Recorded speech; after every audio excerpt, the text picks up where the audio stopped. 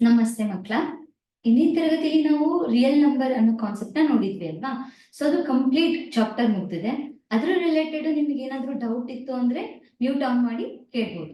ನಿಮ್ದು ಏನೇ ಕ್ವಶನ್ಸ್ ಇದ್ರು ಕೂಡ ಕೇಳ್ಬೋದು. ನಾವು ಅದ್ರ ರಿಲೇಟೆಡ್ ಪ್ರೈಮ್ ಫ್ಯಾಕ್ಟರೈಸೇಷನ್ ಮೆಥಡ್ ಅಲ್ಲಿ ಪ್ರಾಬ್ಲಮ್ ನ ಸಾಲ್ವ್ ಮಾಡಿದ್ವಿ. ಹಾಗೆ ಯೂಕ್ಲಿಡ್ ಡಿವಿಷನ್ ಆಲ್ಗ್ಯಾರಿಥಮ್ ಬಗ್ಗೆ ತಿಳ್ಕೊಂಡಿದ್ವಿ. ಮತ್ತೆ ಫಂಡಮೆಂಟಲ್ ಥಿಯರಮ್ ಆಫ್ ಅರಿಥಮ್ಯಾಟಿಕ್ ಬಗ್ಗೆ ಕೂಡ ತಿಳ್ಕೊಂಡಿದ್ವಿ. ಆ ಮೂರು ಕಾನ್ಸೆಪ್ಟ್ ಅಲ್ಲಿ ನಿಮಗೆ ಏನಾದ್ರೂ ಡೌಟ್ ಇದ್ರೆ ಕೇಳ್ಬೋದು, ಇಲ್ಲ ಚಾಟ್ ಬಾಕ್ಸ್ ಅಲ್ಲಿ ಮೆಸೇಜ್ ಹಾಕ್ಬೋದು.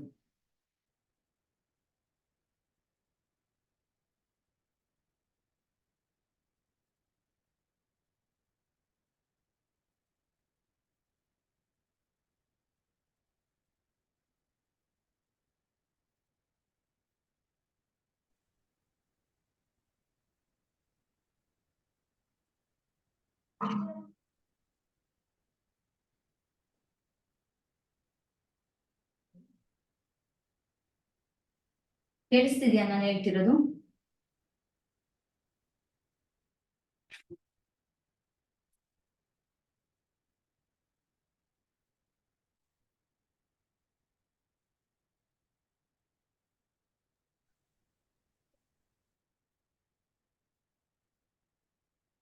ಸೊ ಇಲ್ಲಿ ರಾಕೇಶ್ ಅವ್ರು ಕೇಳಿದರೆ what is the meaning of real number ಅಂತ.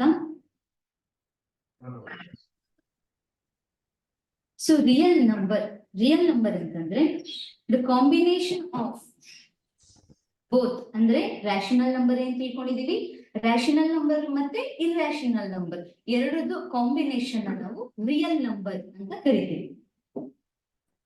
ಸೊ ಇದನ್ನು ಕೂಡ ನಾನು ವಿಡಿಯೋದಲ್ಲಿ ಹೇಳಿದ್ದೀನಿ. ಒಂದ್ಸಲ ವಿಡಿಯೋನ ಮೊದಲು ಪೂರ್ತಿ ಕ್ಲಾಸ್ ಕೇಳಿ ನಂತರ ಯಾವ್ದು ಗೊತ್ತಾಗ್ತಿಲ್ಲ ಅನ್ನೋದನ್ನ ಕೇಳ್ಬೇಕು. ಬರ್ದಿರ್ತೀನಿ.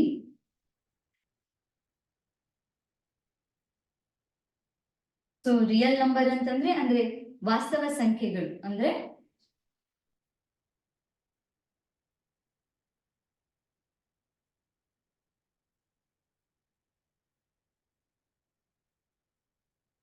ಕಾಂಬಿನೇಷನ್ ಆಫ್ ಅಥವಾ ಯೂನಿಯನ್ ಅಂತ ಕೂಡ ಬರೀಬಹುದು. Rational number and irrational number.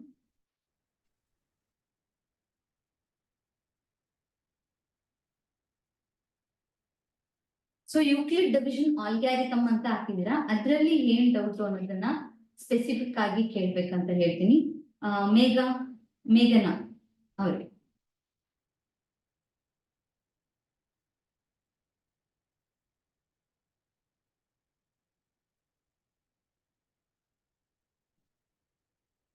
Euclid division algorithm ನ ನಾವು HCF ನ ಫೈಂಡ್ ಔಟ್ ಮಾಡ್ಲಿಕ್ಕೆ ಅದನ್ನ ಒಂದು ಟೆಕ್ನಿಕ್ ಆಗಿ ಯೂಸ್ ಮಾಡುವಂತದ್ದಾಗಿದೆ. ಸೊ ಅದರಲ್ಲಿ ಸ್ಪೆಸಿಫಿಕ್ ಆಗಿ ಯಾವ್ದಾದ್ರು ಪ್ರಾಬ್ಲಮ್ ಅರ್ಥ ಆಗ್ತಿಲ್ವಾ ಅಥವಾ ಏನು ಅನ್ನೋದನ್ನ ಮೆನ್ಷನ್ ಮಾಡಿ.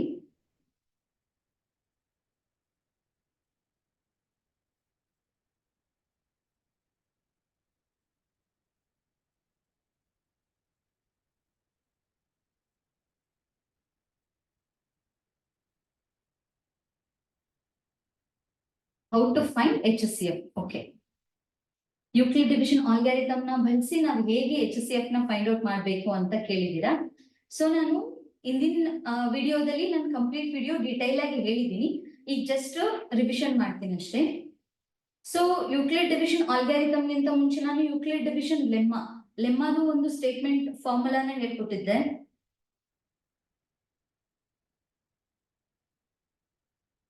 ಆ ಫಾರ್ಮುಲಾ ಬಂದು A = BQ ಇಂಟು R ಅಂತ ಇತ್ತು. A ಅಂದ್ರೆ ಡಿವೈಡೆಡ್, B ಅಂದ್ರೆ ಡಿವೈಸರ್, Q ಅಂದ್ರೆ ಕೋಶನ್, R ಅಂದ್ರೆ ರಿಮೈಂಡರ್ ಅಂತ. ಸೊ ನಮಗೆ ಯಾವ್ದಾದ್ರು 2 ನಂಬರ್ಸ್ ನ ಕೊಟ್ಟಿದ್ದಾರೆ ಅಂದ್ರೆ, ಫಾರ್ ಎಕ್ಸಾಂಪಲ್ ಇಲ್ಲಿ 45 and 125 ಇದೆ ಅಂತ ಅಂದ್ರೆ ನಾವು 45 ಮತ್ತೆ 125 ನ A and B ಅಂತ ಕನ್ಸಿಡರ್ ಮಾಡ್ತೀವಿ.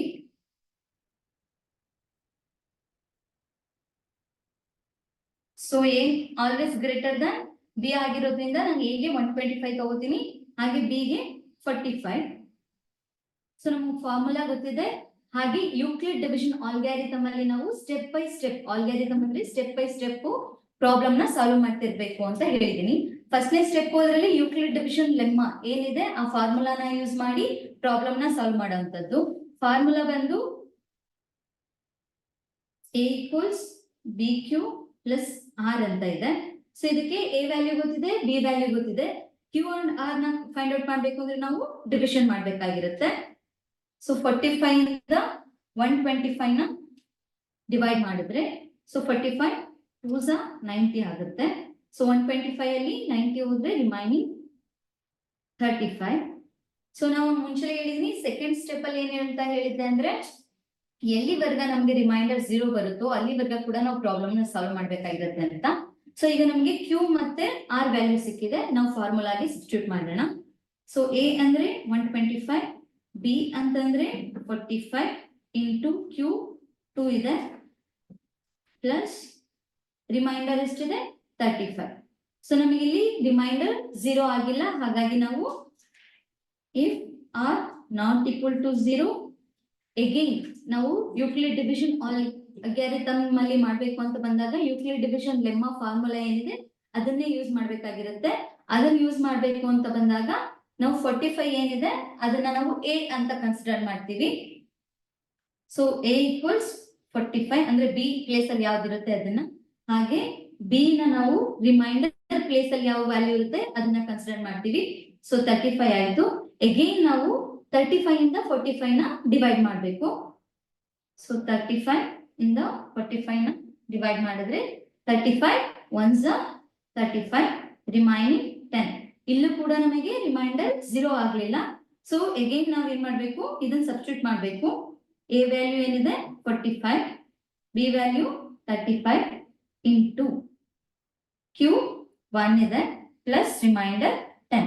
ಸೊ ಇಲ್ಲೂ ಕೂಡ ನಮಗೆ ಏನಾಯ್ತು R not equal to 0. Again ನಾವು A ಗೆ ವ್ಯಾಲ್ಯೂ ತಗೊಂತೀವಿ, A ಈಕ್ವಲ್ಸ್ 35, ಹಾಗೆ B ನ ನಾವು ರಿಮೈಂಡರ್ ಯಾವ ನಂಬರ್ ಇದೆ ಅದನ್ನ 10 ಅಂತ ತಗೊಂಡ್ರೆ ಅಗೈನ್ ನಾವೇನ್ ಮಾಡ್ಬೇಕು, ಈಗ ಮತ್ತೆ ಡಿವೈಡ್ ಮಾಡ್ತಾ ಹೋಗ್ಬೇಕು. 10 ಇಂದ 35. So 10 3s 30 remaining 5. So A value 35, B 10 into quotient 3 plus 5. So ಇಲ್ಲೂ ನಮಗೆ ಆರ್ ನಾಟ್ ಈಕ್ವಲ್ ಟು 0 ಆಗಿರೋದ್ರಿಂದ ಹಲೋ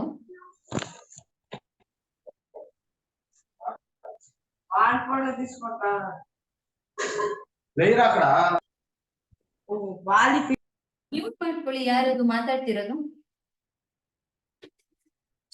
ಸೊ ನಾವು ಫಾರ್ಮುಲಾಗ ಅಪ್ಲೈ ಮಾಡ್ಕೊಳ್ಳೋದಾದ್ರೆ if R not equal to 0, A ಗೆ ಮತ್ತೆ ನಾವು ಯಾವ ವ್ಯಾಲ್ಯೂ ತಗೋತೀವಿ 10 ಅಂತ A ತಗೊಂಡ್ರೆ B ಗೆ 5 ತಗೋತೀವಿ. ಅಗೈನ್ ನಾವು ಡಿವೈಡ್ ಮಾಡಬೇಕು. ಸೊ 5 ಇಂದ 10 ಡಿವೈಡ್ ಮಾಡಿದ್ರೆ 5 2s 10 ಆಗುತ್ತೆ. ಸೊ ನಮಗೆ ಏನಾಯ್ತು, ಈಗ 0 ರಿಮೈಂಡರ್ ಬಂತು. ಸೊ ಸೆಕೆಂಡ್ ಸ್ಟೆಪ್ ಬಂದು ನಾವು 0 ಎಲ್ಲಿವರೆಗ ಬರುತ್ತೆ ಅದನ್ನ ಮಾಡ್ತೀವಿ. ಅದ್ರ ಜೊತೆಗೆ ನಮ್ಗೆ HCF ವ್ಯಾಲ್ಯೂ ಯಾವ್ದಾಗುತ್ತೆ ಅಂತ ಹೇಳಿದ್ದೆ ಅಂದ್ರೆ B ಡಿವೈಸರ್ ವ್ಯಾಲ್ಯೂ ನಲ್ಲಿ B ವ್ಯಾಲ್ಯೂ ನಲ್ಲಿ ಯಾವ್ದಿರುತ್ತೋ ಅದನ್ನ ನಾವು HCF ಅಂತ ಕನ್ಸಿಡರ್ ಮಾಡ್ತೀವಿ. ಸೊ ಫಾರ್ಮುಲಾ ಫಸ್ಟ್ ಅಪ್ಲೈ ಮಾಡೋಣ. A ಅಂದ್ರೆ 10, B ಅಂದ್ರೆ 5 ಇಂಟು ಕೋಶೆಂಟ್ 2 ಇದೆ ಪ್ಲಸ್ ರಿಮೈಂಡರ್ ಎಷ್ಟು ಬಂತು 0 ಬಂತು. ಇವಾಗ HCF ಏನಾಗುತ್ತೆ ಅಂದ್ರೆ, ಸೊ HCF ಆಫ್ 125, 45 ಈಸ್, ನಾನು ಮುಂಚೆ ಹೇಳಿದೀನಿ ಡಿವೈಸರ್ ಪ್ಲೇಸ್ ಅಲ್ಲಿ ಯಾವ ನಂಬರ್ ಇರುತ್ತೆ ಅದನ್ನ ನಾವು HCF ಅಂತ ಕನ್ಸಿಡರ್ ಮಾಡ್ತೀವಿ ಯಾವಾಗ ರಿಮೈಂಡರ್ 0 ಇದ್ದಾಗ. ಸೊ ಇಲ್ಲಿ ನಮಗೆ HCF ಏನಾಗುತ್ತೆ 5 ಆಗುತ್ತೆ, ಅಂದ್ರೆ ಮಾಸಹ ನಮಗೆ 5 ಸಿಕ್ತು. ಸೊ ಹೀಗೆ ನಾವು HCF ನ ಯೂಕ್ಲಿಡ್ ಡಿವಿಷನ್ ಆಲ್ಗಾರಿಥಮ್ ಮೆಥಡ್ ಅಲ್ಲಿ HCF ನ ಫೈಂಡ್ ಔಟ್ ಮಾಡುವಂತದ್ದು. ಕ್ಲಿಯರ್ ಆಗಿದೆ ಅನ್ಕೋತೀನಿ. ಮತ್ತೆ ವಿಡಿಯೋದಲ್ಲಿ ಪ್ರೀವಿಯಸ್ ವಿಡಿಯೋದಲ್ಲೂ ಕೂಡ ಇದ್ರ ರಿಲೇಟೆಡ್ ತುಂಬಾ ಪ್ರಾಬ್ಲಮ್ ನ ಸಾಲ್ವ್ ಮಾಡಿದೀವಿ, ಅಲ್ಲೂ ಕೂಡ ಚೆಕ್ ಮಾಡ್ಕೊಂಡ್ರೆ ಅರ್ಥ ಆಗುತ್ತೆ ಅಂತ ಹೇಳ್ತೀನಿ.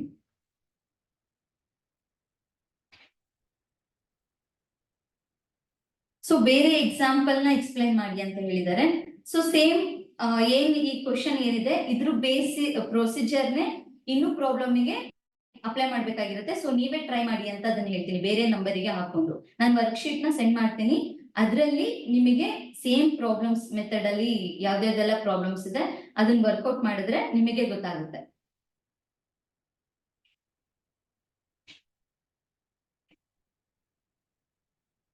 ಎಸ್, ನೆಕ್ಸ್ಟ್ ಏನಾದ್ರು ಕ್ವಶನ್ಸ್?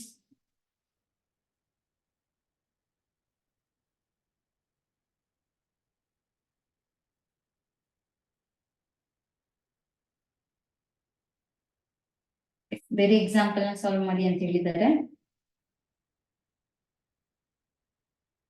ಸೊ ಇಲ್ಲಿ 32 and 54. So use Euclid division algorithm to find HCF of 32 and 54 ಅಂತಿದೆ. ಸೊ ಈ ಪ್ರಾಬ್ಲಮ್ ನ ಸಾಲ್ವ್ ಮಾಡ್ತೀನಿ. ನೀವು ಮತ್ತೆ ಮತ್ತೆ ಕೇಳ್ತಿರೋದ್ರಿಂದ ಬಟ್ ಇದ್ರದೇ ಸೇಮ್ ಪ್ರೊಸೀಜರ್ ನ ಫಾಲೋ ಮಾಡ್ಬೇಕು ಅಂತ ಹೇಳಿದೀನಿ.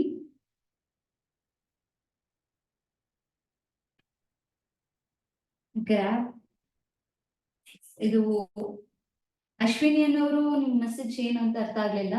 ಯಾವುದು ಲೆಕ್ಕ ಅರ್ಥ ಆಗ್ಲಿಲ್ಲ?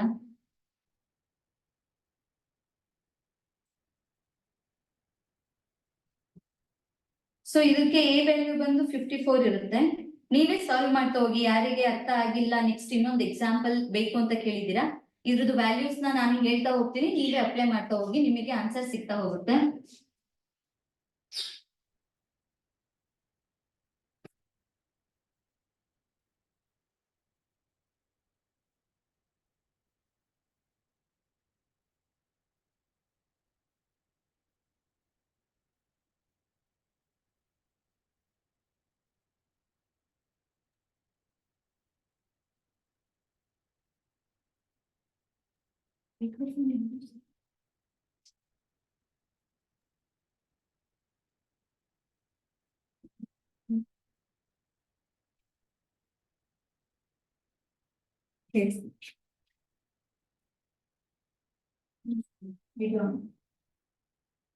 ಸಾರಿ. ಸೊ ಎ ವ್ಯಾಲ್ಯೂ ಏನಾಗಿರುತ್ತೆ 54, ಬಿ ವ್ಯಾಲ್ಯೂ 32 ಇರುತ್ತೆ. ಇವಾಗ ನೀವು ಫಸ್ಟ್ ಸ್ಟೆಪ್ ಏನ್ ಮಾಡ್ಬೇಕು, ಯೂಕ್ಲಿಡ್ ಡಿವಿಷನ್ ಲೆಮ್ಮ ಅಂತ ಹೇಳಿದೀನಿ. A equals B Q plus R. So A value ಗೊತ್ತಿದೆ, ಬಿ ವ್ಯಾಲ್ಯೂ ಗೊತ್ತಿದೆ. ಇವಾಗ ನೀವು 32 ಇಂದ 54 ನ ಡಿವೈಡ್ ಮಾಡ್ತಾ ಹೋಗಿ, ನಿಮಗೆ ಆನ್ಸರ್ ಸಿಗ್ತಾ ಹೋಗುತ್ತೆ. ಗೂಗಲ್ ಕ್ಲಾಸ್ ರೂಮ್ ಅಲ್ಲಿ ಹೇಗೆ ಲಾಗಿನ್ ಆಗ್ಬೇಕು ಅಂತ ಕೇಳಿದೀರಾ. ಸೊ ಇದು ಲಿಂಕ್ ಸೆಂಡ್ ಮಾಡ್ತಾರೆ, ಅದನ್ನ ಹೇಳ್ತಾರೆ, ಇನ್ಫಾರ್ಮ್ ಮಾಡ್ತಾರೆ.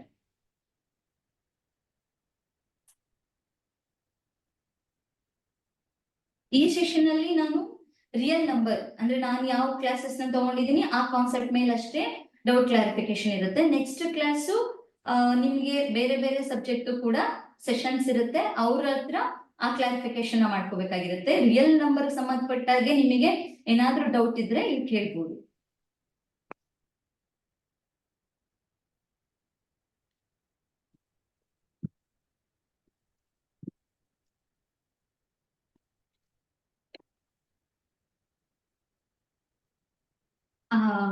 ಕಲ್ಪನಾ ಅವರು ಅರ್ಥ ಆಗ್ಲಿಲ್ಲ ಅಂತ ಹಾಕಿದ್ದಾರೆ. ಯಾವ ಪ್ರಾಬ್ಲಮ್ ಅಂತ ಹೇಳಿದ್ರೆ, ಇವಾಗ ನಾನು HCF ನು ಫೈಂಡ್ ಔಟ್ ಮಾಡಿದ್ದು ಅರ್ಥ ಆಗಿಲ್ಲ ಅಂತಂದ್ರೆ ನೀವು ಅಗೇನ್ ಕ್ಲಾಸ್ ಯೂಟ್ಯೂಬ್ ಅಲ್ಲಿ ಇನ್ ಡೀಟೇಲ್ ಆಗಿ ಮಾಡಿದೀನಿ, ಅದನ್ನ ಕೇಳ್ಬೋದಾಗಿದೆ. ಸೊ ತ್ರಿವಿಕ್ಷಾ ಅವರು ಆನ್ಸರ್ ನ ಸೆಂಡ್ ಮಾಡಿದ್ದಾರೆ.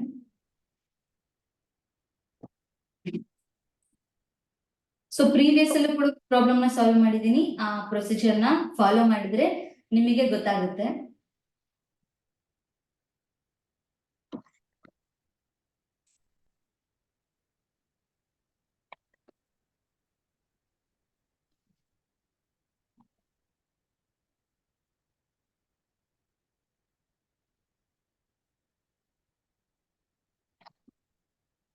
ಮತ್ತೇನಾದ್ರೂ ಪ್ರಶ್ನೆ?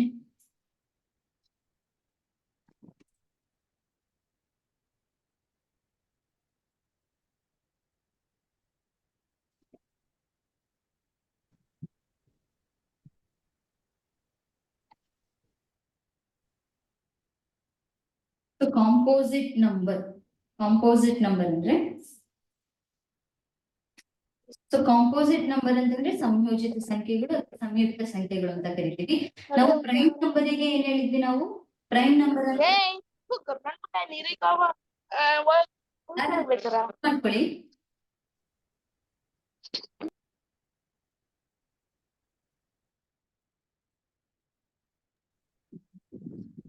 ಕಾಂಪೋಸಿಟ್ ನಂಬರ್ ಅಂದ್ರೆ ಒಂದು ನಂಬರ್ ನ ಸ್ಮಾಲೆಸ್ಟ್ ನಂಬರ್ಸ್ ಇಂದ ಮಲ್ಟಿಪ್ಲೈ ಮಾಡ್ತಾ ಹೋಗುವಂಥದ್ದು. ಸೊ ಪ್ರೈಮ್ ನಂಬರ್ ಅಂದ್ರೆ ನಾನು ಹೇಳಿದ್ದೆ ಅದರಲ್ಲಿ ಫ್ಯಾಕ್ಟರ್ 1 ಆಗಿರುತ್ತೆ ಅಥವಾ ಇಟ್ಸೆಲ್ಫ್ ಯಾವ್ದು ನಂಬರ್ ಇಂದ ಅದು ಭಾಗಿಸುತ್ತೆ ಅಥವಾ ಗುಣಿಸುತ್ತೆ ಅದನ್ನ ಮಾತ್ರ ಪ್ರೈಮ್ ನಂಬರ್ ಅಂತ ಹೇಳಿದ್ವಿ. ಸೊ ಆ ನಂಬರ್ ಬಿಟ್ಟು ಮಿಕ್ಕಿದ್ದೆಲ್ಲ ಯಾವ್ದಿದೆ ಅದನ್ನೆಲ್ಲ ನಾವು ಕಾಂಪೋಸಿಟ್ ನಂಬರ್ ಅಂತ ಹೇಳ್ತೀವಿ. ಸೊ ಒಂದು ನಂಬರ್ ನ ಪ್ರಾಡಕ್ಟ್ ಆಫ್ 2 ಸ್ಮಾಲೆಸ್ಟ್ ನಂಬರ್ ಅಲ್ಲಿ ಬರೆಯೋದನ್ನ ನಾವು ಕಾಂಪೋಸಿಟ್ ನಂಬರ್ ಅಂತ ಹೇಳ್ತೀವಿ. ಸೊ ಅದರಲ್ಲಿ 4 ಮತ್ತೆ 6 ಮ್ಯಾಮ್. ಹಲೋ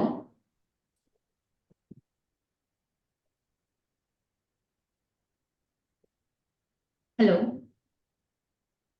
ಸೊ 6, 8, 9 ಯಾಕೆಂದ್ರೆ ಇಲ್ಲಿ 2 ಅನ್ನೋದು 4 ಅನ್ನೋದು 2 ಕ್ರಾಸ್ 2 ಕೂಡ ಆಗುತ್ತೆ.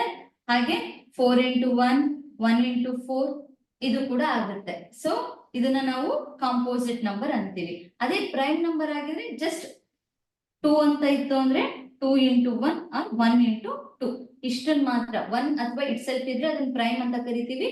ಅದನ್ನ ಬಿಟ್ಟು ಬೇರೆ 1 ಅಂಡ್ ಇಟ್ ಸೆಲ್ಫ್ ಇಂದ ಇಲ್ಲದೆ ಬೇರೆ ನಂಬರ್ ಇಂದ ಕೂಡ ನಾವು ಗುಣಿಸಬಹುದು ಅನ್ನೋ ಹಾಗಿದ್ರೆ ನಾವು ಅದನ್ನ ಕಾಂಪೋಸಿಟ್ ನಂಬರ್ ಅಂತ ಹೇಳ್ತೀವಿ. ಸೊ 6 ಕೂಡ ನಾವು 3 into 2 ಅಥವಾ 2 into 3 ಅಂತ ಬರಿಬೋದಾ? ಸೊ ಇದು ಕೂಡ ಕಾಂಪೋಸಿಟ್ ನಂಬರ್ ಆಗುತ್ತೆ. ಹೀಗೆ 8, 9, 10, 12 ಇದೆಲ್ಲವೂ ಕೂಡ ಕಾಂಪೋಸಿಟ್ ನಂಬರ್ಗೆ ಎಕ್ಸಾಂಪಲ್ ಆಗಿರುತ್ತೆ. ಸೊ ಎಸ್ಟರ್ಡೇ ಕ್ಲಾಸ್ ಅಂದ್ರೆ ಯಾವುದು? ಅದು ಎಸ್ಟರ್ಡೇ ಇದ್ದಿದ್ದು ಯಾವ ಕ್ಲಾಸು? ಸೈನ್ಸ್ ಅಲ್ವಾ? ಸೊ ಸೈನ್ಸ್ ಸೆಷನ್ ಬಂದಾಗ ಅದ್ರ ರಿಲೇಟೆಡ್ ಪ್ರಾಬ್ಲಮ್ ನ ನೀವು ನಿಮ್ಗೆ ಡೌಟ್ ಇದೆ ಅದನ್ನ ಕ್ಲಾರಿಫೈ ಮಾಡ್ಕೋಬೇಕು. ನಾನು ಹೇಳಿದ್ದೀನಿ ರಿಯಲ್ ನಂಬರ್ ಸಂಬಂಧಪಟ್ಟಾಗಿ ನಿಮ್ಗೆ ಏನಾದ್ರು ಡೌಟ್ ಇದ್ರೆ ಕೇಳ್ಬಹುದು.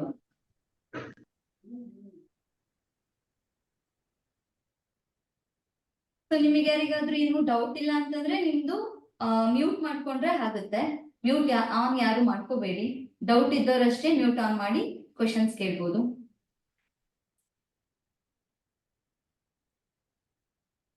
ಕಾಂಪೋಸಿಟ್ ನಂಬರ್ಸ್ ಏನಂದ್ರೆ ಇನ್ನೊಂದ್ಸರಿ ಡಿಫೈನ್ ಮಾಡ್ತೀರಾ?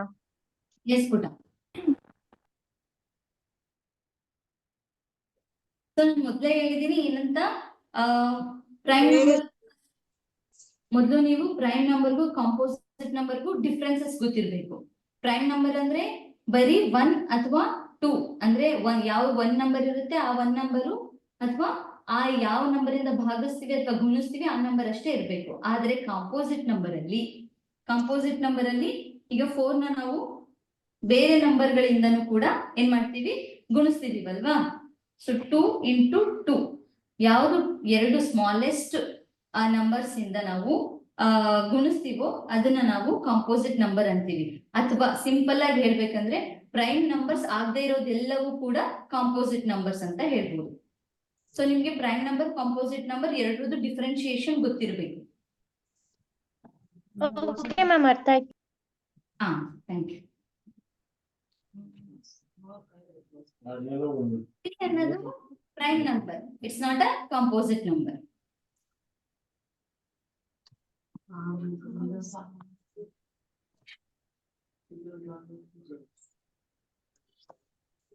So it is not a composite number ಅಂತ ಬರೆದ್ರು ಆಗುತ್ತೆ. ಸೊ ಕಾಂಪೋಸಿಟ್ ನಂಬರ್ ನಾವು it's a multiplying of 2 smaller positive integers ಅಂತ ಹೇಳ್ತೀವಿ.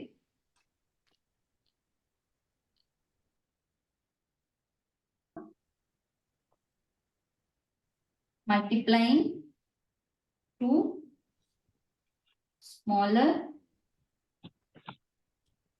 positive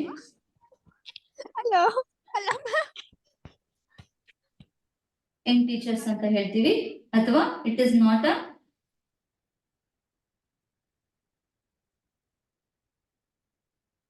prime numbers.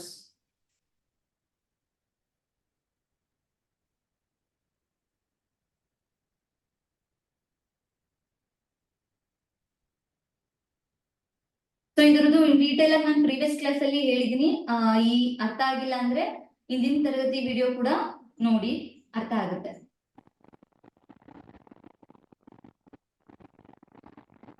S, integer ಅಲ್ಲಿ ಎಲ್ಲವೂ ಕೂಡ ಇರುತ್ತೆ, ಅಂದ್ರೆ ಪಾಸಿಟಿವ್, ನೆಗೆಟಿವ್, 0 ಎಲ್ಲ ಇರುತ್ತೆ. ಸೊ ಇಂಟೀಜರ್ಸ್ ಅಂತ ಬಂದಾಗ 1 ಇಂದ 0 ಇಂದ ಸ್ಟಾರ್ಟ್ ಆಗುತ್ತೆ. ಅಲ್ಲೂ ಕೂಡ ಪ್ರೈಮ್ ನಂಬರ್ ಮತ್ತೆ ಕಾಂಪೋಸಿಟ್ ನಂಬರ್ ಎರಡು ಮಿಕ್ಸ್ ಅಲ್ಲಿ ಇರುತ್ತೆ.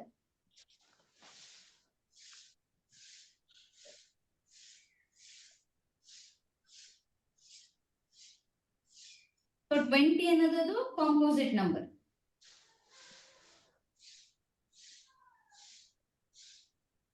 ಇಂಟೀಜರ್ಸ್ ಪೂರ್ಣಾಂಕಗಳು ಅಂತಂದ್ರೆ ಇಂಟೀಜರ್ಸ್ ಅಲ್ಲಿ ನಿಮಗೆ ಗೊತ್ತು ಪಾಸಿಟಿವ್ ನಂಬರ್ಸ್, ನೆಗೆಟಿವ್ ನಂಬರ್, 0 ಅಂದ್ರೆ ಧನಾತ್ಮಕ ಸಂಖ್ಯೆಗಳು, ಋಣಾತ್ಮಕ ಸಂಖ್ಯೆಗಳು ಹಾಗೆ 0ನ ಇನ್ಕ್ಲೂಡ್ ಆಗಿರೋದನ್ನ ನಾವು ಇಂಟೀಜರ್ಸ್ ಅಂತ ಕರಿತೀವಿ.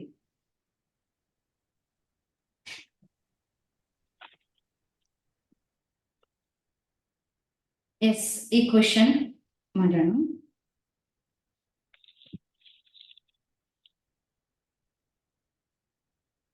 ಸೊ ಆ ಪ್ರಾಬ್ಲಮ್ ಅರ್ಥ ಪ್ರೀವಿಯಸ್ ವಿಡಿಯೋ ನೋಡಿದ್ರೆ ಅರ್ಥ ಆಗಿರ್ತಿತ್ತು. ಸೊ ನೀವು ಕಂಪ್ಲೀಟ್ ಆಗಿ ನೋಡಿಲ್ಲ ಅನ್ಕೋತೀನಿ.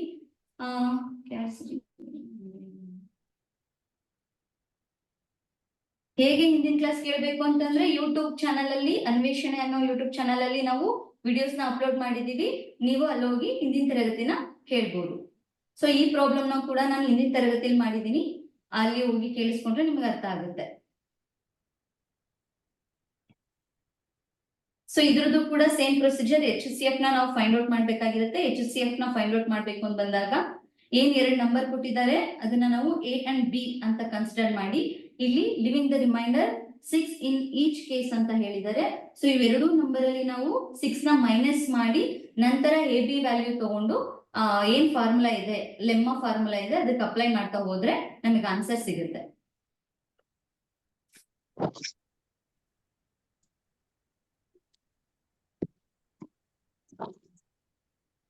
Ma'am, Hello. ma'am, can integer become a rational number, ma'am? Integers become a rational numbers. Yes.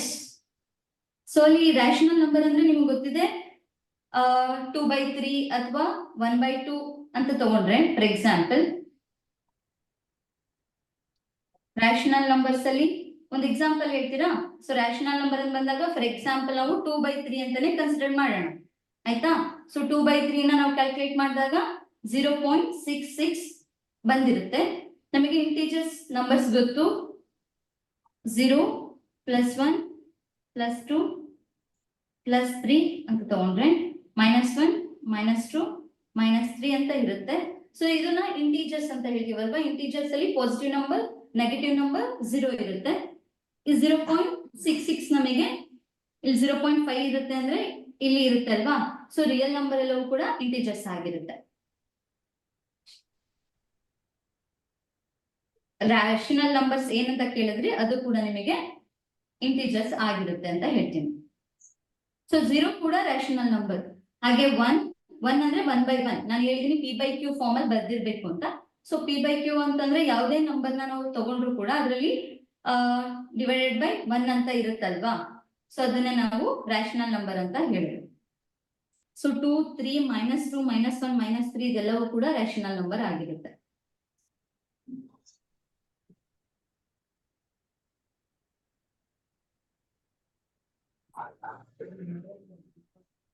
Ma'am, hello.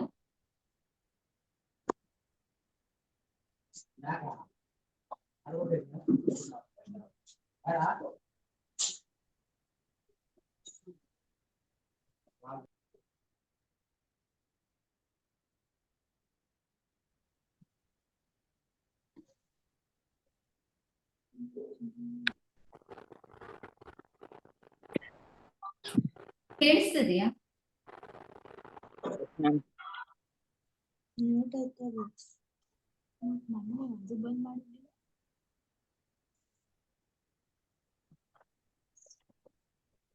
Hello ma'am, ಚಲೋ ರಾಷನಲ್ ಎಕ್ಸ್ಪ್ಲೇನ್ ಮಾಡ್ತೀರಾ? ಏನಪ್ಪಾ? Hello hello. Once again rational numbers. Rational Hello? Numbers. Yes, ಕೇಳಿಸ್ತು. Yes ma'am. Okay.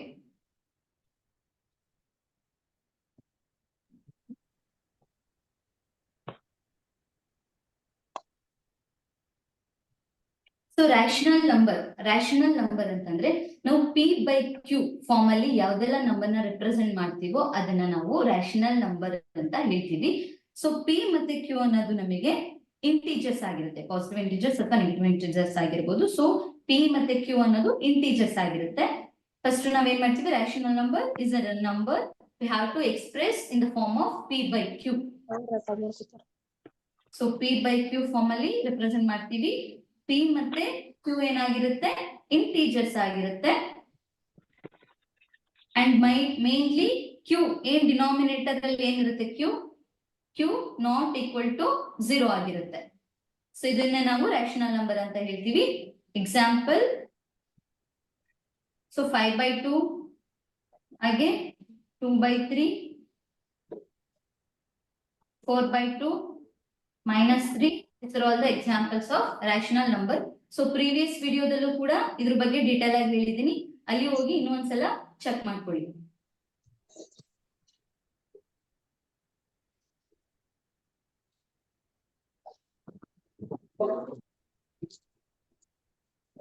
Ma'am, Hello. Euclid division of lemma, ma'am. ಒಂದ್ ನಿಮಿಷ. Okay, ಯಾವ್ದಪ್ಪ? Hello, Division lemma, ma'am. Euclid division ಲೆಮ್ಮ.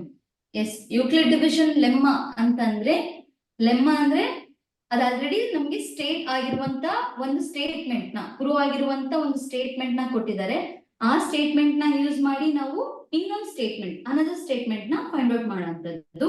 So ಲೆಮ್ಮಾಗೆ ನಮಗೆ A equals B Q plus R ಅನ್ನೋ ಒಂದು statement ನ prove ಮಾಡಿರೋ ಸ್ಟೇಟ್ಮೆಂಟ್ ನ ಕೊಟ್ಟಿದ್ದಾರೆ. ಆ ಸ್ಟೇಟ್ಮೆಂಟ್ ನ ಯೂಸ್ ಮಾಡಿ ನಾವು ಪ್ರಾಬ್ಲಮ್ ನ ಸಾಲ್ವ್ ಮಾಡೋದನ್ನೇ ನಾವು ಯೂಕ್ಲಿಡ್ ಡಿವಿಷನ್ ಲೆಮ್ಮ ಅಂತ ಕರಿತೀವಿ. ಸೊ ಇದರಲ್ಲಿ ಕಂಡೀಷನ್ ಕೂಡ ಇದೆ, 0 less than r equal to r less than b ಅಂತ. So 0 is always greater than 0 ಆಗಿರುತ್ತೆ, r is always greater than 0 ಆಗಿರುತ್ತೆ, ಹಾಗೆ ಈಕ್ವಲ್ ಟು 0 ಆಗಿರುತ್ತೆ. Next r is always less than b, b ಗಿಂತ ಏನು ಡಿವೈಸರ್ ಇದೆ ಅದಕ್ಕಿಂತ ರಿಮೈಂಡರ್ ಚಿಕ್ಕದಾಗಿರುತ್ತೆ ಅಂತ ಹೇಳ್ಬೋದು. ಸೊ ಈ ಫಾರ್ಮುಲಾನ ಯೂಸ್ ಮಾಡಿ ನಾವು ಪ್ರಾಬ್ಲಮ್ ನ ಸಾಲ್ವ್ ಮಾಡುವಂತದ್ದು. Hello, ma'am. ಹಾ ಹೇಳಿ.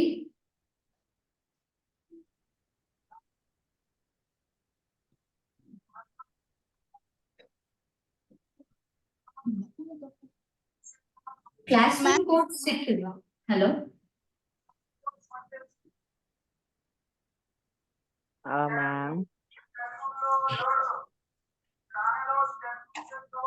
Rational number definition ಎಲ್ಲಿ ಮ್ಯಾಮ್? ಏನು Rational number definition. ರ್ಯಾಷನಲ್ ನಂಬರಿಗೆ? ಹಲೋ, ಸೊ ರ್ಯಾಷನಲ್ ನಂಬರಿಗೆ definition. So YouTube previous class ಅಲ್ಲಿ ನಾನು ಅದನ್ನ ಇನ್ ಡೀಟೇಲ್ ಆಗಿ ಬರ್ದಿದ್ದೀನಿ, ಆ ವಿಡಿಯೋನ ಒಂದ್ಸಲ ಚೆಕ್ ಮಾಡಿದ್ರೆ ನಿಮಗೆ ಅರ್ಥ ಆಗುತ್ತೆ. Ma'am, applied sums ಹೆಂಗ್ ಸಾಲ್ವ್ ಮಾಡೋದು ಮ್ಯಾಮ್ ಇದ್ರ ಮೇಲೆ ಮ್ಯಾಮ್? ಏನು Applied sums ma'am. Work sheets provide ಮಾಡ್ತೀವಿ, ಅದರಲ್ಲಿ ನಿಮಗೆ ಎಲ್ಲದಕ್ಕೂ ಆನ್ಸರ್ ಸಿಗುತ್ತೆ. ಅಪ್ಲೈಡ್ ಕ್ವಶನ್ಸ್ ಎಲ್ಲ ಇದೆ, ಸೊ ಅದ್ರ ರಿಲೇಟೆಡ್ ಅದರಲ್ಲಿ ಸಾಲ್ವ್ ಮಾಡ್ತಾ ಹೋಗಿ. Hello ma'am. ಹಲೋ ಮ್ಯಾಮ್, ಅದು ಗೂಗಲ್ ವರ್ಕ್ ಶೀಟ್ ಓಪನ್ ಆಗ್ತಾ ಇಲ್ಲ, ಕ್ಲಾಸ್ ರೂಮ್ ಇಸ್ ಫುಲ್ ಅಂತ ಕಾಣಿಸ್ತಾ ಇದೆ. ಅದು ಒಂದ್ಸಲ ಚೆಕ್ ಮಾಡಿ ಇನ್ಫಾರ್ಮ್ ಮಾಡ್ತೀವಿ. ಹಾ ಮ್ಯಾಮ್.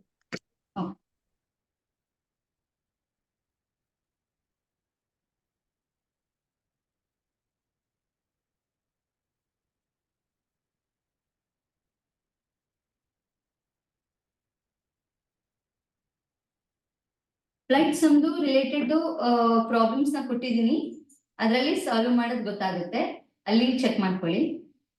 ಇನ್ನು ಅಪ್ಲೋಡ್ ಮಾಡಿಲ್ಲ, ಈ ಕ್ಲಾಸ್ ಮುಗಿದ ನಂತರ ಅಪ್ಲೋಡ್ ಮಾಡ್ತೀವಿ.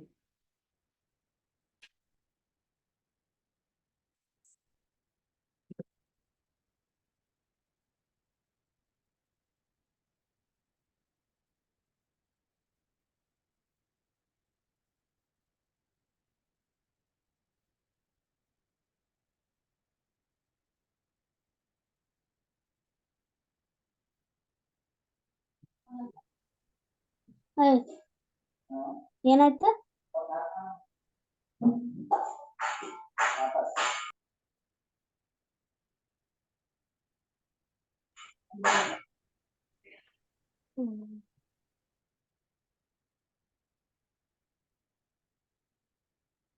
ಇನ್ನ 3 ಕ್ಲಾಸಸ್ ರಿಮೈನಿಂಗ್ ಇದೆ ಕಣೆ.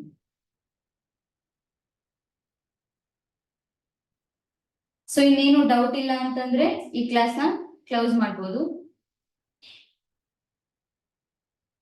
ನೆಕ್ಸ್ಟ್ 5 ಮಿನಿಟ್ಸ್ ಬ್ರೇಕ್ ಆದ್ಮೇಲೆ ಮತ್ತೆ ಕ್ಲಾಸ್ ಇರುತ್ತೆ. ಕೋಆರ್ಡಿನೇಟ್ ಜಿಯೋಮೆಟ್ರಿ ಮೇಲೆ ಸೌಮ್ಯ ಮ್ಯಾಮ್ ಅವ್ರು ಕ್ಲಾಸ್ ತಗೋತಾರೆ. ಸೊ ಅದ್ರ ರಿಲೇಟೆಡ್ ಯಾವ ಟಾಪಿಕ್ ಮೇಲೆ ನಿಮ್ಗೆ ಡೌಟ್ ಇರುತ್ತೋ ಅವ್ರ ಹತ್ರ ಮಾತ್ರ ಕೇಳಿ. ಈಗ ನನ್ನ ಕ್ಲಾಸ್ ಅಲ್ಲಿ ಎಸ್ಟರ್ಡೇ ಕ್ಲಾಸ್ ಕೇಳಿದ್ರಲ್ಲ ಆತರ ಎಲ್ಲಾನು ಹಾಕ್ತಿರ್ಬೇಡಿ. 4 ಸೆಷನ್ಸ್ ಇರುತ್ತೆ. ನಿಮಗೆ ಯಾರ್ಯಾರ ಕ್ಲಾಸ್ ಅಲ್ಲಿ ಯಾವ್ಯಾವ ಡೌಟ್ ಇರುತ್ತೆ ಕೇಳ್ಕೋಬಹುದು. ಮ್ಯಾಮ್ ಅದ್ ಕ್ಲಾಸ್ ರೂಮ್ ಒಂದ್ ನೋಡ್ ಹೇಳ್ತೀರಾ? ಹಾ ಎಸ್ ಹೇಳ್ತೀನಿ, ಇನ್ಫಾರ್ಮ್ ಮಾಡಿ. ಸೊ ಯಾವಾಗ ಎಕ್ಸಾಮ್ ಅಂತ ಹಾಕಿದೀರಾ, ನಾವು ಅನ್ವೇಷಣೆದು PDF ಸೆಂಡ್ ಮಾಡಿದೀವಿ. ಅದರಲ್ಲಿ ಎಲ್ಲಾದು ಇನ್ಫಾರ್ಮೇಶನ್ ಇದೆ. ಮೊದಲು ಫಸ್ಟ್ ಪೇಜ್ ಇಂದ ಲಾಸ್ಟ್ ಪೇಜ್ ವರ್ಗ ಕಂಪ್ಲೀಟ್ PDF ನ ಓದಿ, ಅವಾಗ ನಿಮಗೆ ಗೊತ್ತಾಗುತ್ತೆ. June 30th.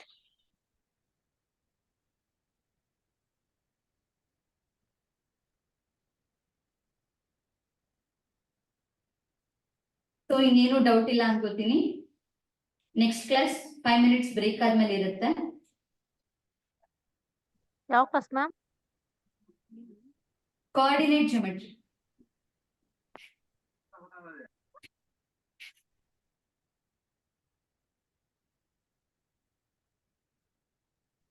Okay ma'am, bye. Thank you. Bye ma'am.